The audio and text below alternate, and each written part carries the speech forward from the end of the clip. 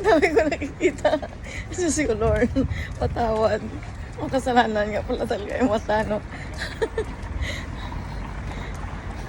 Makasalanan pala talaga yung mata. Ngayon ko lang naisip-isip. Ay, matawad. Ay, matawarin niya po ako. Diyos ko, ano ba yan? Ito nga, ganda.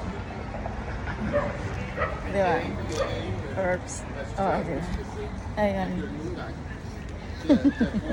Naghahanap kami ng sisiw, basang-basa na sisiw.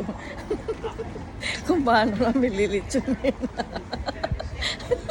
Hello guys. Ay nako, Diyos ko. Nangungulit na lang ako. Diyos ko, Lord. Ayoko na maging makasalanan. Sige na. Bahala kayo dyan. Bash nyo ako kung gusto nyo siya. Bye-bye.